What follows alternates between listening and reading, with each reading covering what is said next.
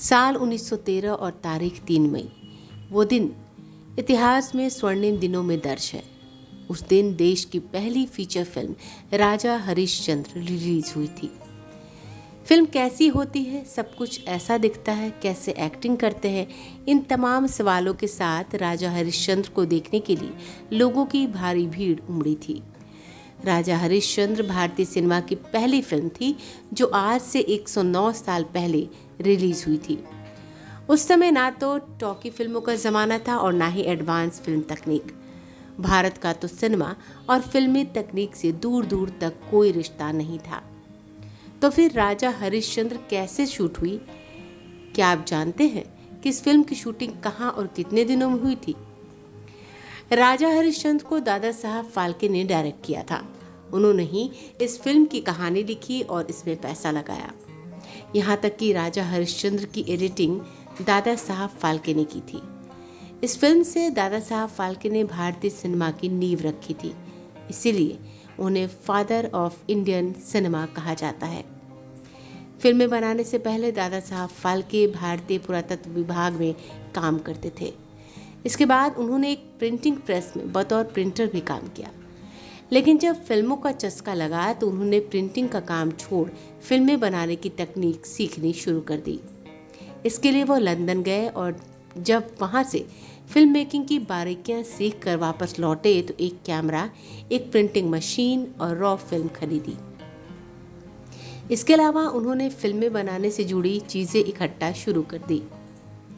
दादा साहब फाल्के ने film making पर लिखी कई किताबों से लेकर मशीनें, कैमरा और कैटलॉग तक हर चीज़ अपने पास रख ली। दादा साहब ने फिर राजा हरिश्चंद्र फिल्म पर काम शुरू किया। उन्होंने फिल्म का स्क्रीन प्ले लिख लिया था, यहाँ तक कि लोकेशन तक तय कर ली थी, लेकिन मामला कास्टिंग पर आकर अटक गया।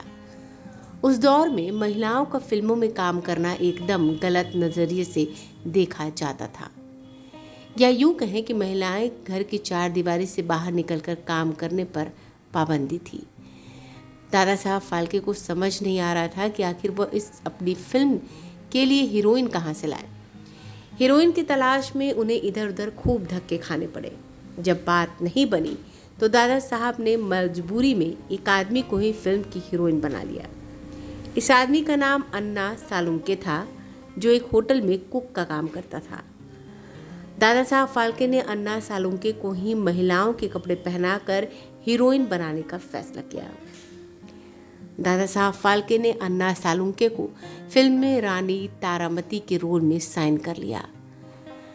दादा साहब फाल्के अपनी फिल्म के लिए हीरोइन तो मिल गई, अब बाकी कास्ट की जरूरत थी।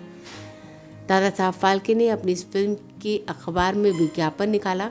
बताया जाता है कि इस फिल्म के लिए सिर्फ मुंबई के रेड लाइट एरिया में रहने वाली सेक्स वर्करों ने अप्लाई किया था, पर बाद में किसी वजह से वो भी पीछे हट गई। खैर, जैसे तैसे दादा साहब फाल्के ने राजा हरिश्चंद्र की कास्टिंग पूरी की और शूटिंग शुरू कर दी। उस समय महिलाओं के साथ साथ पुरुषों को भी फिल्म में काम करने की आज़ादी नहीं थी। ऐसे में दादा साहब फाल्के ने अपने प्रोडक्शन स्टूडियो के लिए करीब 14 लोग हायर किए। उनसे कहा, कोई पूछे तो बता दे कि वो हरिश्चंद्र नाम के आदमी की फैक्ट्री में काम करते हैं। स्टूडियो पहुंचने के बाद वो लोग महिलाओं के कपड़े पहन लेते और शूटिंग करते। राजा हरिश्चंद्र में एक सीन है जहां भगवान को अर्तन ध्यान होते दिखाया जाना है। दादा साहब फाल्के ने एक जर्मन जादूगर से फोटोग्राफी और जादू सीख ली। उन्होंने इसी फोटोग्राफी की ट्रिक इस्तेमाल कर भगवान के अंतर्ध्यान होने वाला सीन शूट किया। सीन में भगवान ऋषि विश्वामित्र के पीछे बने यज्ञ कुंड से निकल रहे धुएं में अंतर्ध्यान हो जाते हैं और फिर आ जाते हैं। राजा हरिश्चंद्र की शूटिंग पुणे में हुई थी। शूटिंग 7 महीने और 21 दिन तक चली। बताया जाता है कि राजा हरिश्चंद्र के आउटडोर सीन्स को पुणे के पास एक गांव में शूट किया गया था। रिपोर्ट्स की माने तो एक बार फिल्म की शूटिंग के दौरान गांव वाले नकली तलवार और हथियार के बजाय असली हथियार लेकर आ गए थे। इस फिल्म को बनाने में दादा साहब फाल्के के अलावा उनकी पत्नी और परिवार के अन्य लोगों ने भी हिस्सा लिया था। दादा साहब फाल्के की पत्नी फिल्म की शूटिंग के दौरान पूरी कास्ट और क्रू के खाने पीने का ध्यान रखती थी। वहीं दादा साहब फाल्के के बेटे ने भी राजा हरिश्चंद्र में एक अहम रोल प्ले किया था।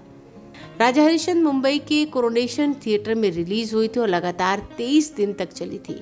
साल 1914 में इसे लंदन में रिलीज किया गया था। इस फिल्म में तारामती का रोल निभाने वाले एक्टर अन्ना सालुंके भारतीय सिनेमा के पहले एक्टर बन गए। साइलेंट फिल्मों के दौर में उन्होंने कई फिल्मों में महिलाओं के कपड़े पहनकर हीरोइन के रोल किए।